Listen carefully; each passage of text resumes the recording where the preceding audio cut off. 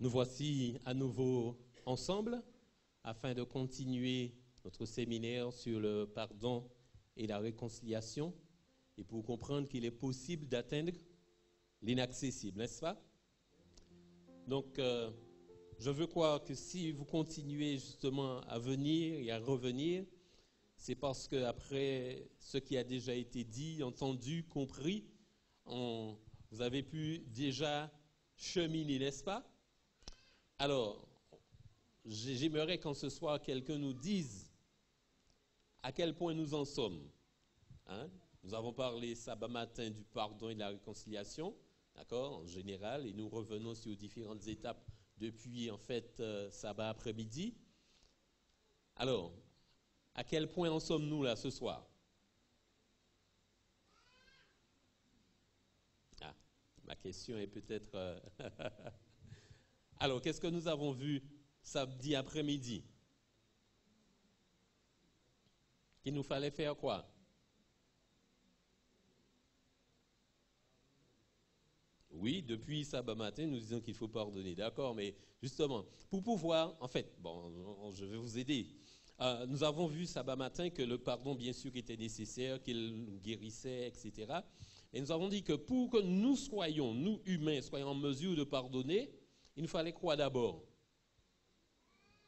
Recevoir le pardon de Dieu, d'accord? Nous approprier le pardon de Dieu. Et pour pouvoir nous approprier le pardon de Dieu, qu'est-ce qu'il nous faut faire? Confesser, mais avant même confesser, qu'est-ce que nous avons vu sabbat après-midi? Reconnaître, nous avons utilisé un terme. Admettre, ça commence par C. Capituler, n'est-ce pas? Hein, avec la forteresse imprenable, c'est-à-dire reconnaître, admettre notre impuissance face au péché, reconnaître que notre vie est devenue difficile à contrôler, que seule une puissance supérieure à nous peut rétablir notre équilibre, et ensuite, donc, prendre la décision de remettre entièrement à Dieu notre volonté et notre vie. C'est ça, capituler, donc devant Dieu, n'est-ce pas? Et ensuite, après la capitulation, qu'est-ce qu'il fallait faire? Et c'est le point que nous avons, le dernier point que nous avons vu, c'est après la capitulation vient la confession, très bien. Et la confession consiste en quoi en fait?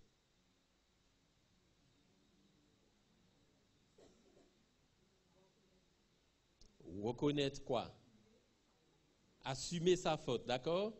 Avouer sa faute et l'assumer, déclarer sa faute en assumant la responsabilité, n'est-ce pas? Bien, faire donc un examen rigoureux de nous-mêmes, un courageux inventaire moral pour savoir qu'est-ce que nous avons fait de mal. Ensuite, reconnaître devant Dieu ou devant la personne offensée, bien sûr devant nous-mêmes, la nature donc exacte de nos fautes.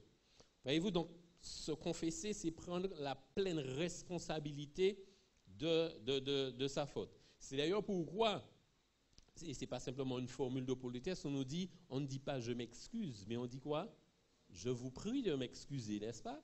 Puisque dire je m'excuse, ça veut dire qu'on s'exonère soi-même de sa faute. Ok? Donc, confesser, c'est reconnaître sa faute et assumer la responsabilité. D'accord? Bien. Alors, lorsque nous commençons à nous confesser sincèrement, nous nous rendons compte assez rapidement d'une chose, c'est qu'il nous faut constamment nous confesser. Et bien sûr, on aimerait arrêter de le faire, de se confesser ainsi, mais pour arrêter de se confesser, il faudrait arrêter de pécher. Et c'est là qu'est le problème, n'est-ce pas? Parce que nous voudrions bien nous arrêter de pécher, mais nous nous trouvons incapables de le faire, pas vrai? C'est un petit peu comme la nourriture. Vous voyez, nous savons qu'il ne faut pas manger trop sucré, trop gras, trop salé, mais on aime bien le goût, n'est-ce pas? Et même si nous le savons, l'attirance naturelle prend le pas sur la raison. Et il faut donc un effort de volonté particulier pour pouvoir parvenir à changer cela. Le problème avec le péché, c'est que cela ne se domine pas aussi facilement que l'appétit. Et qu'il ne suffit pas d'un effort de volonté pour pouvoir dompter le péché. C'est alors donc que l'évidence commence à devenir de plus en plus claire à nos yeux. La seule manière d'arrêter de pécher, c'est de changer. Non pas de changer d'habitude ou de comportement, mais de changer notre nature profonde, de changer au plus profond de nous-mêmes. Car nous sommes pécheurs et quoi de plus naturel pour un pécheur de pécher? N'est-ce pas? Bien. Et voyez-vous, il y a, humains que nous sommes, justement, un exercice que nous faisons très souvent, tous les jours, plusieurs fois même par jour. Cet exercice-là que nous apprécions, c'est la comparaison avec nos semblables. Et généralement, quand nous faisons cela, nous gagnons toujours à ce jeu-là, pas vrai? Et si jamais un jour il nous arrive de perdre, alors on fait vite de trouver une autre personne à laquelle se comparer afin de gagner pour pouvoir refaire monter notre estime de soi. Donc, lorsque nous constatons que face au péché, nous sommes toujours perdants, parce que notre nature profonde est défectueuse, elle est pécheresse, il nous est très difficile d'admettre cette vérité-là. Comment voulez-vous, moi qui suis meilleur qu'un tel, qu'une telle, que je dois tout changer, qu'il n'y a rien de bon en moi? Ça, c'est impensable. Et oui, il nous faut arriver à admettre l'impensable. Face au péché, nous devons tout changer. Et ça, c'est ce qui va arrêter notre attention ce matin, car ce soir, parce que la présentation de ce soir est intitulée « Admettre l'impensable ». Je vous invite à incliner la tête avec moi pour une courte prière. Éternel, notre Père, notre Dieu, en cet instant, nous voudrions une fois de plus que tu nous éclaires, que tu nous inspires, que tu nous accompagnes, afin que ta parole, ta vérité, que tu nous présentes une fois de plus, nous soyons chacun en mesure de la comprendre, de l'accepter et de la vivre, afin, mon Père, de mieux te ressembler, afin, mon Père, de mieux te servir, et afin, mon Père, d'être avec notre prochain, comme toi tu es avec nous. En Jésus, nous t'avons prié pour ta gloire. Amen. Admettre l'impensable. Admettre la nécessité que nous avons besoin de changer. Et en parlant de cela, en fait, c'est de la notion de repentance dont nous parlons. Et cette notion de repentance, nous allons la voir en deux étapes. La première et la sixième, depuis que nous avons commencé depuis sabbat après-midi, c'est nous sommes entièrement prêts à laisser Dieu enlever ces défauts de caractère. Ces défauts de caractère qui font que justement, nous qui nous croyons bons, lorsque nous nous comparons à autrui, pécheurs comme nous-mêmes, nous devons reconnaître qu'en réalité, nous ne sommes pas si bons que cela, mais que nous ne sommes pas bons du tout.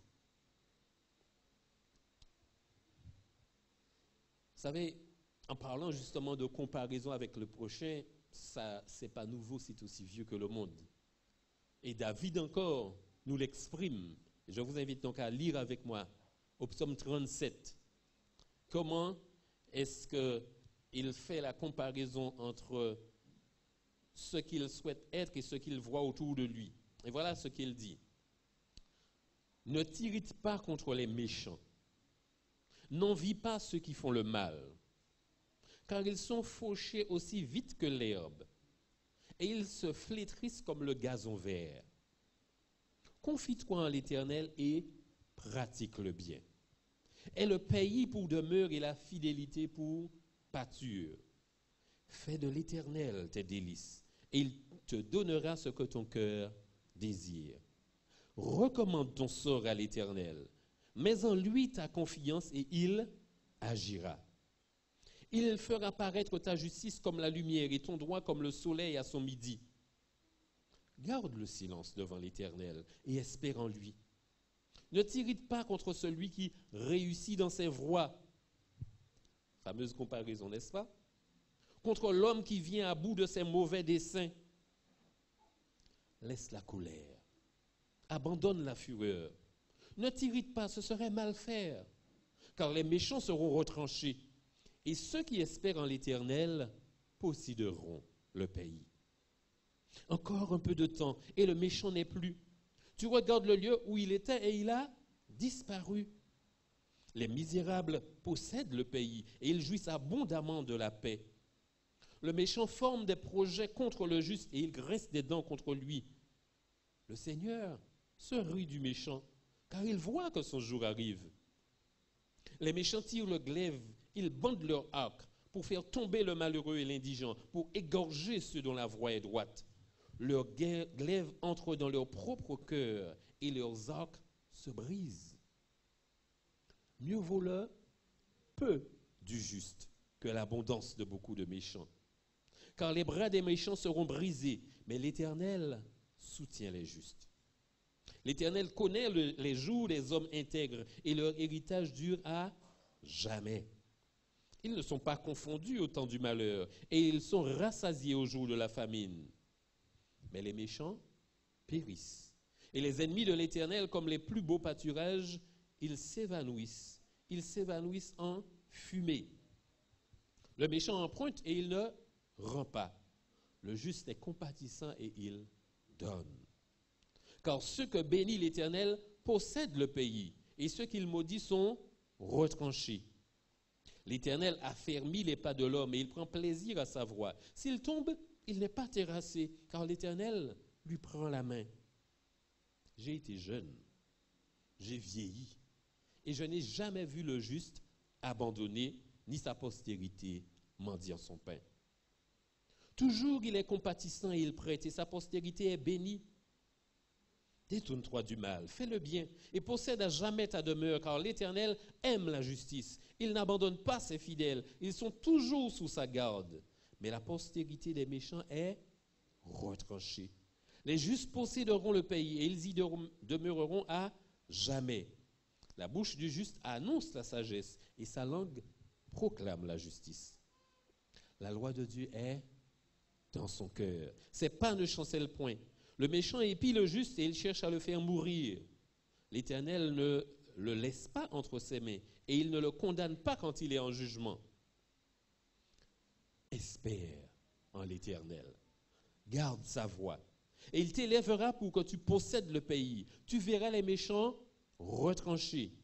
J'ai vu le méchant dans toute sa puissance. Il s'étendait comme un arbre verdoyant. Il a passé. Et voici, il n'est plus. Je le cherche et il ne se trouve plus. Observe celui qui est intègre et regarde celui qui est droit, car il y a une postérité pour l'homme de paix. Mais les rebelles sont tous anéantis. La postérité des méchants est retranchée.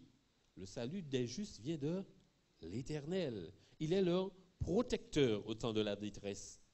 L'Éternel les secourt et les délivre. Il les délivre des méchants et les sauve parce qu'ils cherchent en lui leur refuge. Et donc voilà ce à quoi nous devons parvenir. Chercher en Dieu notre refuge. La repentance, en fait, c'est cela. Parce que lorsque nous nous comparons à ceux qui sont autour de nous, nous allons certainement être égarés. Et pour pouvoir arriver à la repentance, il faut suivre le conseil de l'apôtre Jacques dans Jacques 4, verset 10. Humiliez-vous devant l'Éternel et il vous élèvera.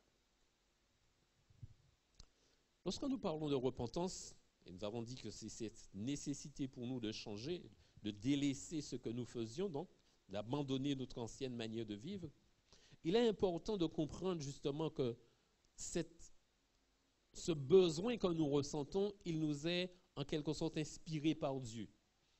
Nous sommes invités à la repentance par Dieu. En Ésaïe 1, verset 18 et 19, Dieu déclare par l'intermédiaire du prophète Ésaïe, « Venez et plaidons.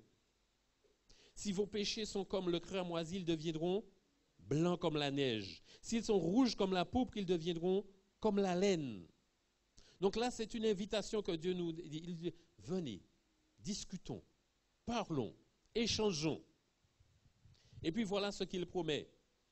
Verset 19, si vous avez de la bonne volonté et si vous êtes docile, vous mangerez les meilleures productions du pays. Donc Dieu nous invite à sa table. Il nous invite à discuter. Et il nous dit que si nous acceptons sa proposition, alors nous allons pouvoir avancer. Ellen White déclare vers Jésus toujours, vous savez, toutes les citations que je vous donnerai durant cette semaine seront toujours tirées de ce livre-là, petit livre magnifique que je vous invite à lire et à relire. Elle dit donc à la page 43, « Nous sommes retenus par les pièges de Satan et soumis à sa volonté. Dieu désire nous guérir et nous rendre la liberté, mais comme cela nécessite une transformation complète de notre nature, il faut que nous nous abandonnions entièrement à Dieu. Le gouvernement de Dieu n'est pas fondé, comme Satan voudrait le faire croire, sur une soumission aveugle de notre part et une domination arbitraire. Dieu fait appel à notre intelligence et à notre conscience. Venez et plaidons. Ésaïe 1,18 que nous venons de lire. Telle est l'invitation que le Créateur adresse aux êtres qu'il a créés. Alors pourquoi est-ce important de le dire? Parce que parfois, justement, nous disons, nous faisons preuve d'une certaine fatalité, je dirais, en disant que nous sommes pécheurs, nous ne pouvons rien faire. Et nous demandons à Dieu de nous changer. Dieu ne veut que cela, chers amis. Mais il ne le fera pas sans notre accord. Et pour le faire avec notre accord, il faudrait justement que nous prenions le temps de partager avec lui, d'échanger avec lui, de lui dire ce que nous ressentons, de lui dire ce que nous voulons, de lui dire ce que nous souhaitons, de reconnaître nos fautes comme on l'a dit. Donc, voyez-vous, Dieu veut ce temps-là avec nous parce que c'est en dialoguant avec lui que nous apprendrons à le connaître. Et c'est en apprenant à le connaître que nous allons le contempler. Et c'est en le contemplant que nous allons lui ressembler. Et c'est en lui ressemblant que nous allons l'adorer. Voilà pourquoi donc il est intéressant, important et nécessaire pour nous d'entrer dans ce dialogue avec Dieu. Pas simplement lui dire, moi, fais ça, et puis moi. Il faut entrer dans ce dialogue avec Dieu. Page 44, elle dit, à nous de décider si nous voulons être affranchis de l'esclavage du péché et participer à la glorieuse liberté des enfants de Dieu. Et la citation que je m'apprête à vous lire, c'est une citation que j'aime beaucoup. Page 45, elle dit, ceux qui ont compris l'amour de Dieu ne se demandent pas quel est le service minimum qu'ils peuvent lui rendre sans être rejetés. Ils ne visent pas au plus bas degré de la vie chrétienne, mais ils s'efforcent de se conformer parfaitement à la volonté de leur Rédempteur. Ils abandonnent tout et ils manifestent dans la recherche des choses éternelles un intérêt et une ardeur proportionnels à la valeur de leur recherche.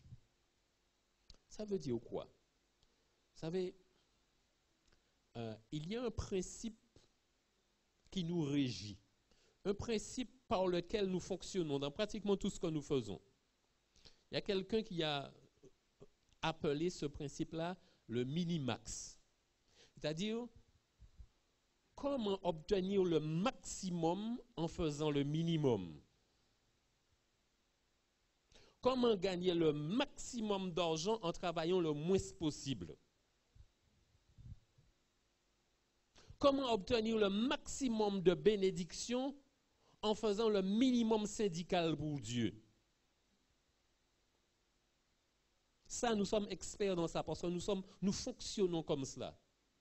Eh bien, justement, ce qui est dit ici, c'est le contraire. Ce que Dieu attend de nous, c'est le contraire. Ils ne visent pas, ceux qui ont compris l'amour de Dieu, ils ne visent pas au plus bas degré de la vie chrétienne. Mais ils s'efforcent de se conformer parfaitement à la volonté de leur Rédempteur. Et ce type d'attitude, on le retrouve chez certaines personnes. Certaines personnes qu'on déclare pratiquement possédées parfois. Quand vous voyez quelqu'un qui est tellement concentré sur ce qu'il fait, qui est tellement obsédé par ce qu'il fait. Quand vous rencontrez cette personne le matin, le midi ou le soir, cette personne est toujours à faire la même chose. Parce que cette personne est passionnée. Elle ne compte pas son temps à faire cette chose-là. Et généralement, les gens qui sont aussi passionnés dans quel que soit le domaine, ils réussissent dans ce qu'ils font, pas vrai? Eh bien, Dieu nous demande d'être ainsi passionnés de lui. Et vous voyez, généralement, nous qui fonctionnons avec le Minimax, quand nous voyons les gens réussir ainsi, on voudrait réussir comme eux, mais sans être aussi passionnés qu'eux. Et c'est pourquoi parfois il y a des jalousies. Donc, Dieu est en train de nous dire ici que pour pouvoir obtenir ce qu'il a en réserve pour nous, il nous faut être passionnés à ce point-là. Ils abandonnent tout et ils manifestent dans la recherche des choses éternelles un intérêt et une ardeur proportionnés à la valeur de leur recherche.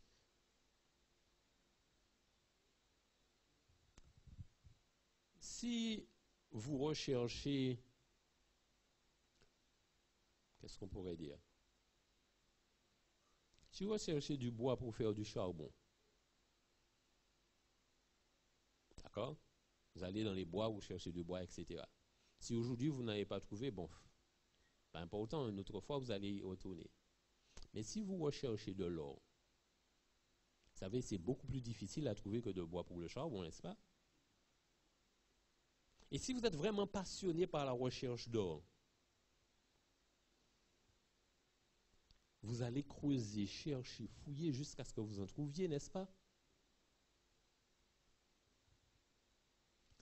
Vous allez, comme beaucoup l'ont fait déjà d'ailleurs, tout abandonner pour vous rechercher de l'or. Vous dépouillez de tout pour pouvoir trouver ce que vous cherchez. Parce que vous espérez que le jour, justement, où vous allez en trouver, eh bien, tout ce que vous aurez, toute la peine que vous aurez eu à chercher, tous les sacrifices que vous aurez eus auparavant, cela sera récompensé par l'or que vous allez trouver, n'est-ce pas? Mais c'est ainsi que nous devons rechercher Dieu. Tout abandonner et manifester dans la recherche des choses éternelles un intérêt et une ardeur proportionnés à ce que nous recherchons. Et à ce propos, il nous arrive parfois justement de réfléchir, mais comment faire, comment arriver à cela? J'essaie, mais je n'arrive pas. Voilà le conseil d'Ellen White. Plusieurs en sont à se dire, comment faire pour m'abandonner à Dieu? Vous désirez vous donner à lui, mais vous êtes faible moralement, esclave du doute et sous l'empire de vos habitudes de votre vie de péché. Vos promesses et vos résolutions sont comme des toiles d'araignée. Vous ne pouvez dominer sur vos pensées, vos pulsions, vos affections. Le souvenir de vos promesses non tenues et des engagements auxquels vous avez failli affaiblit votre confiance en votre propre sincérité et crée en vous le sentiment que Dieu ne peut vous accepter. Mais vous n'avez pas lieu de désespérer. Ce dont vous avez besoin, c'est de connaître la véritable puissance de la volonté.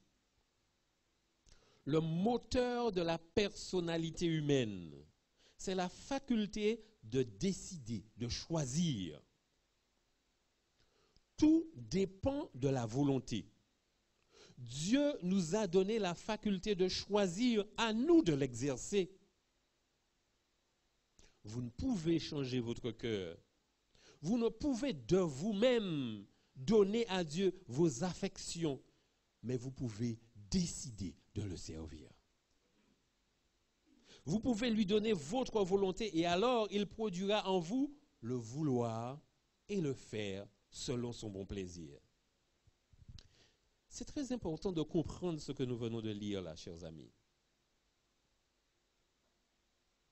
Vous savez, nous avons parlé depuis sabbat matin de l'amour, en disant que le pardon est basé sur l'amour, n'est-ce pas? Nous avons parlé de la réconciliation en disant que la réconciliation est basée sur la justice. Nous allons revenir sur cela aussi. Mais il y a une troisième notion très importante que nous devons toujours garder à l'esprit chaque fois que nous sommes en relation avec Dieu. L'amour, oui. La justice, oui. La troisième notion, c'est la liberté. Dieu nous a créés libres, c'est-à-dire il nous a créés avec cette capacité de choisir, de faire des choix.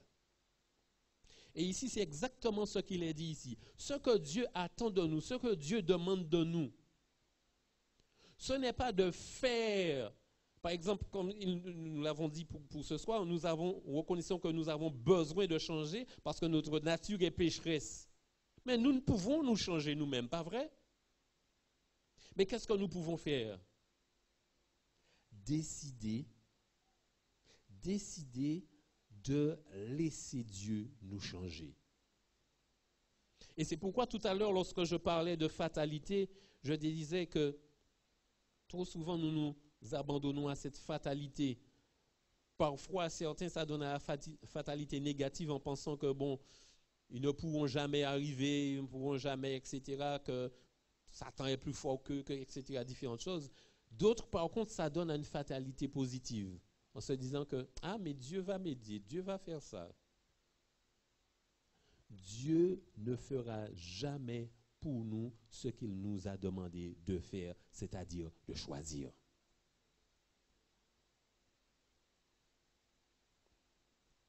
Je ne peux pas me changer, certes, mais je peux choisir de permettre à Dieu qui peut le faire de me changer.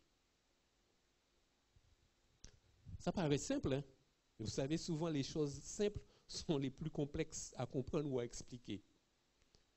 Parce que demander à Dieu de nous changer, oui, on peut décider cela. Mais le problème qui revient encore et encore, c'est cette fameuse citadelle imprenable. Je lui dis de me changer, mais je résiste lorsqu'il commence à le faire. Vous savez, un jour, j'ai entendu un prédicateur dire quelque chose que je n'ai jamais oublié, et je pense que c'est une grande vérité. Et cette vérité-là, c'est qu'il disait que parvenir à zéro résistance, c'est le secret de toute vie chrétienne. Ne plus résister à Dieu.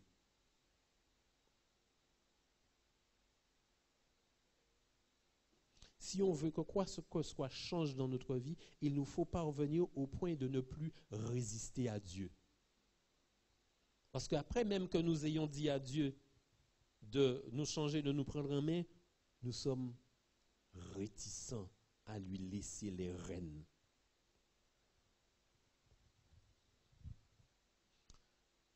Elle dit encore, page 48, en soumettant votre volonté à Jésus-Christ, vous vous unissez à une force qui est supérieure à toutes les principautés et à toutes les puissances. La force d'en haut vous sera communiquée pour vous rendre inébranlable. Et ainsi, en vous remettant constamment entre les mains de Dieu, vous serez mis à même de vivre la vie nouvelle, à savoir la vie de la foi. Le mot important dans tout ce que nous venons de dire là, je vais le reprendre, en vous remettant constamment entre les mains de Dieu. Pourquoi est-ce nécessaire de se remettre constamment entre les mains de Dieu? C'est afin de parvenir au degré de zéro résistance. Parce que la décision que j'ai prise ce matin, quand je serai embarqué dans mes affaires quotidiennes, la nature aura repris le dessus. Et il faudra à nouveau que je fasse cet effort conscient de me soumettre encore à la volonté de Dieu. Et chaque fois que le moi veut à nouveau émerger, il faut consciemment encore que je me soumette à la volonté de Dieu. pour que je sois en mesure de vivre cette vie nouvelle, la vie de la foi. Pour qu'il soit en mesure d'effacer ces défauts de caractère qui sont en moi. Deuxième étape de la repentance, humblement, nous lui demandons d'effacer nos erreurs. Nous avons lu déjà Proverbe 28, verset 13, qui nous disait « Celui qui cache ses transgressions ne prospère point, mais celui qui les avoue et les délaisse obtient miséricorde. » Celui qui les avoue, nous avons vu cet aspect là hier soir, ça c'est la confession. Les délaisser, c'est l'aspect de la repentance. Parce que la repentance, c'est quoi? C'est justement reconnaître que ce que j'ai fait est mal et changer de mode de fonctionnement. Ne plus faire ce que je faisais auparavant, mais changer de mode de fonctionnement. Et nous avons dit que la seule manière de changer de mode de fonctionnement, c'est de changer notre être tout entier, n'est-ce pas? Psaume 32, versets 1 et 2. Heureux celui à qui la transgression est remise, à qui le péché est pardonné. Heureux l'homme à qui l'Éternel n'impute pas d'iniquité et dans l'esprit duquel il n'y a point de fraude, c'est-à-dire celui qui est parvenu à la repentance. Et lorsque nous sommes parvenus à la repentance, voilà comment justement Dieu nous change. Ézéchiel 36, versets 26 et 27. Je vous donnerai un cœur nouveau et je mettrai en vous un esprit nouveau. J'ôterai de votre corps le cœur de pierre et je vous donnerai un cœur de chair. Je mettrai mon esprit en vous et je ferai en sorte que vous suiviez mes ordonnances et que vous observiez et pratiquiez mes lois. Donc pour pouvoir nous permettre de changer, il faut que Dieu nous transforme. Et c'est pourquoi il a dit que si quelqu'un attend Christ, il est une nouvelle créature. Les choses anciennes sont passées et toutes choses sont devenues nouvelles. Continuons notre lecture de vers Jésus, page 49. Vos mobiles sont impurs. Votre cœur est souillé. Vous voyez que votre vie a été remplie d'égoïsme et de péché. Vous soupirez après le pardon et la liberté. Être en règle avec Dieu, lui ressembler. Que faire pour y arriver? Ce qu'il vous faut, c'est la paix. C'est le pardon du ciel. C'est l'amour divin dans votre âme. C'est la paix, c'est le pardon du ciel. Rappelez ce que nous avons dit depuis sabbat, le pardon guérit. Vous savez, quand nous sommes justement en prise avec le péché, nous avons besoin d'être guéris. Et pour pouvoir être guéris, il faut nous approprier le pardon de Dieu. Et pour pouvoir recevoir ce pardon-là, il faut passer par la capitulation, la confession et la repentance. Cette paix, l'argent ne saurait la procurer, l'intelligence ne saurait y conduire, la sagesse ne peut y atteindre. Jamais vous ne pourrez l'obtenir par vos efforts. Parfois nous essayons dur. Nous faisons beaucoup d'efforts pour pouvoir y arriver. C'est chose vaine. Mais Dieu vous l'offre à titre de don.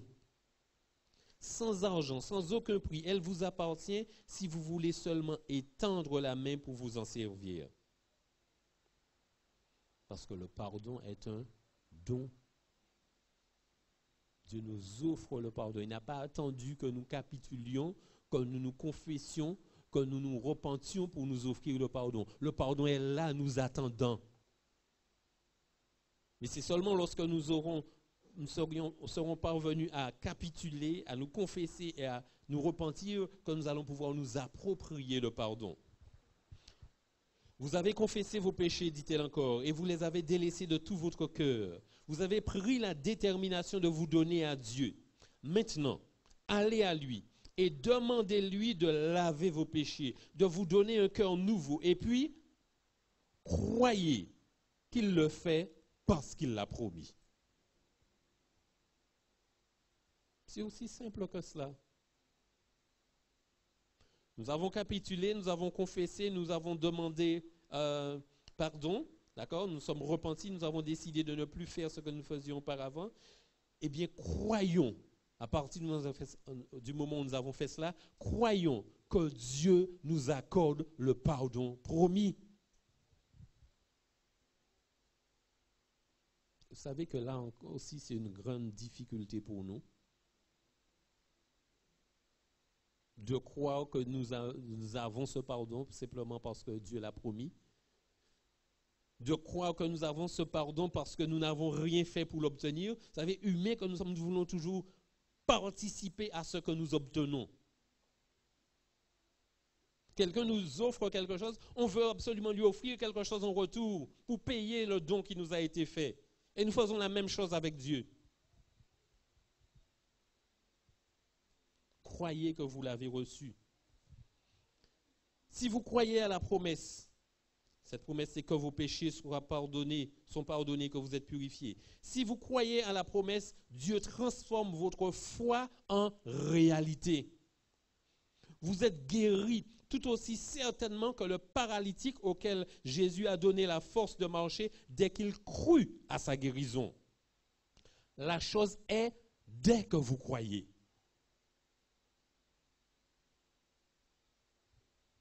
Écoutez bien ce qui va suivre. N'attendez pas de sentir que vous êtes guéri. Mais dites, je le crois. La chose existe non parce que je la sens, mais parce que Dieu l'a dit. Vous savez, beaucoup d'entre nous ont du mal justement à accepter d'être pardonné, d'avoir été pardonné, parce qu'on ne ressent pas qu'on est pardonné. Si nous ne ressentons pas ce pardon, c'est parce que nous sommes encore trop imbibés de nous-mêmes. Mais Dieu nous dit que peu importe que nous ressentions ou pas, puisque Dieu le dit, croyons. Puisque Dieu l'a dit, la chose existe. Vous savez, beaucoup d'entre nous, nous nous faisons du tort. Nous ne pouvons pas pardonner à autrui parce que nous ne pouvons pas accepter le pardon de Dieu. Nous ne pouvons pas accepter le pardon de Dieu parce que nous ne nous pardonnons pas à nous-mêmes alors que Dieu nous a déjà pardonnés.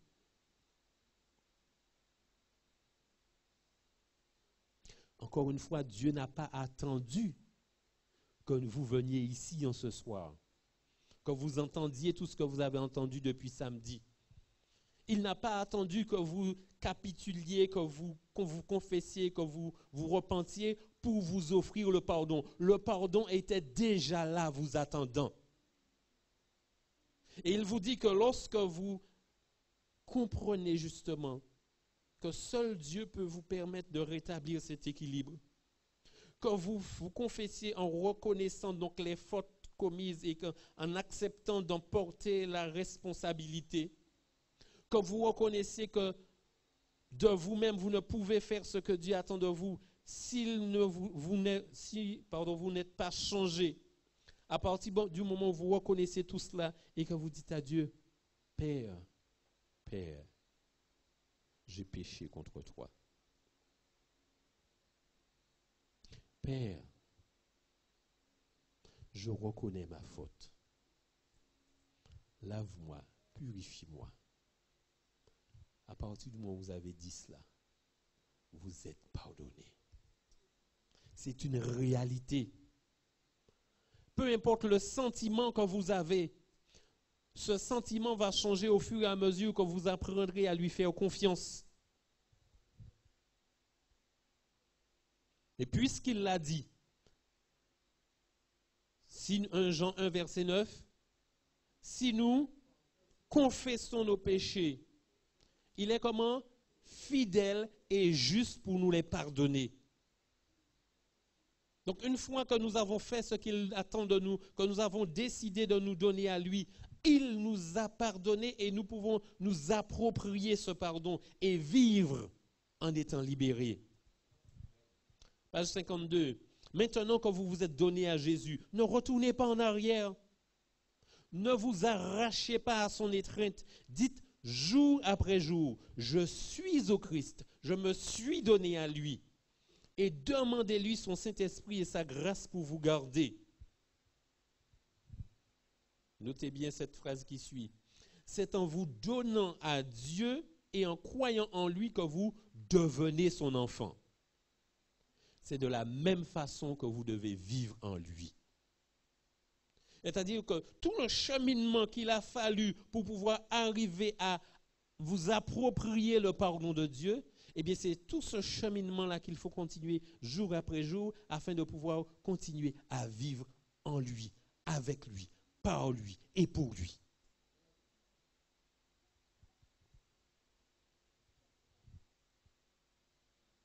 Quand vous vous approcherez de lui par la confession et la repentance, il s'approchera de vous avec la miséricorde et le pardon. Chers amis, voici ce que Dieu veut et peut faire pour chacun d'entre nous en ce soir.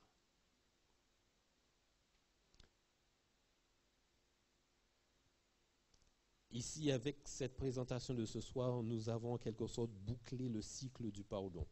À partir de demain soir, nous entamerons celui de la réconciliation. Il est donc très important que nous comprenions le cheminement que nous avons fait jusqu'à cet instant.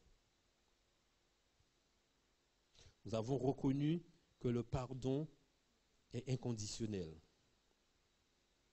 que nous avons chacun besoin de ce pardon pour être guéri.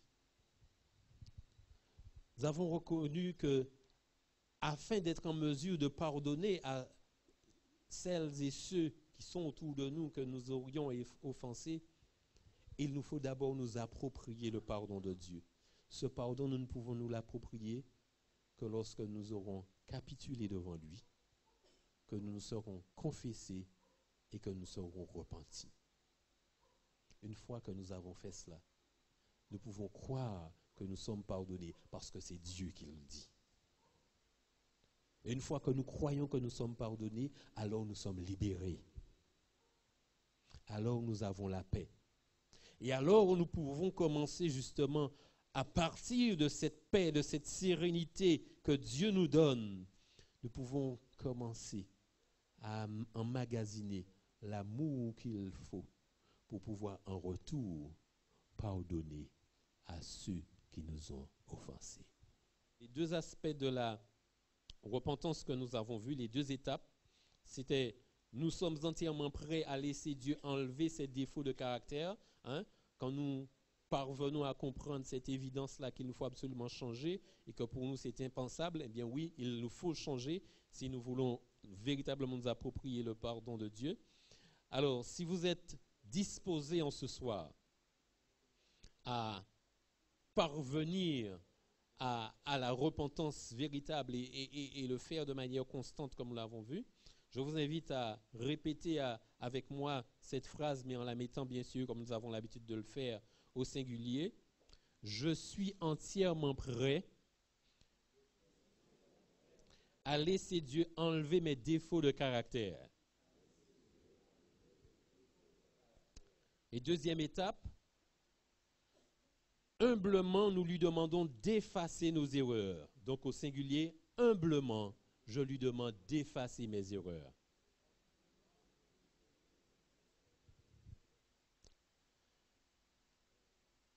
Chers amis, encore une fois, je vais le répéter.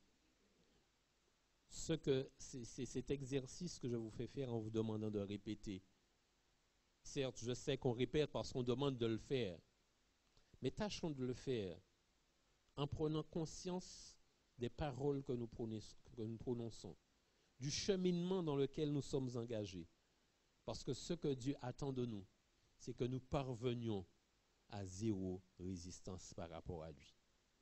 Et pour parvenir à cela, il nous faut cultiver cet esprit de repentance. Il nous faut cultiver cette attitude de confession. Il nous faut cultiver la capitulation.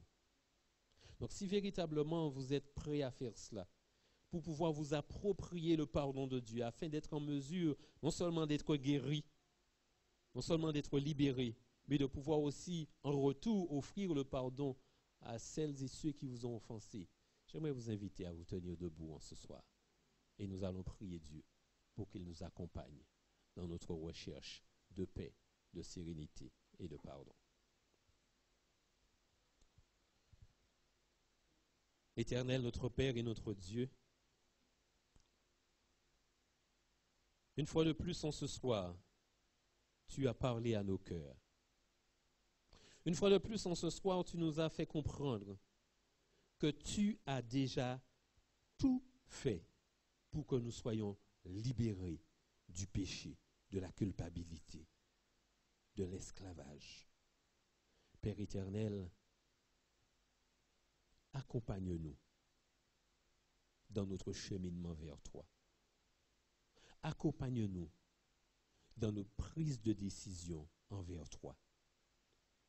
Accompagne-nous, ô Père, et permets que les décisions qui sont prises ici de manière individuelle puissent être répétées encore et encore, aussi souvent que nécessaire, afin, ô Père, que nous parvenions à ne plus résister à ton appel de grâce, afin que nous parvenions à nous soumettre entièrement à toi et à ta volonté, pour que ton esprit puisse faire en nous son œuvre, et qu'ainsi nous devenions, chaque homme, chaque femme, chaque garçon, chaque fille ici, de nouvelles créatures en Jésus-Christ. Ô Père éternel, reçois-nous, pardonne-nous, guide-nous, transforme-nous. En Jésus, nous t'avons prié, que toute gloire te revienne. Amen.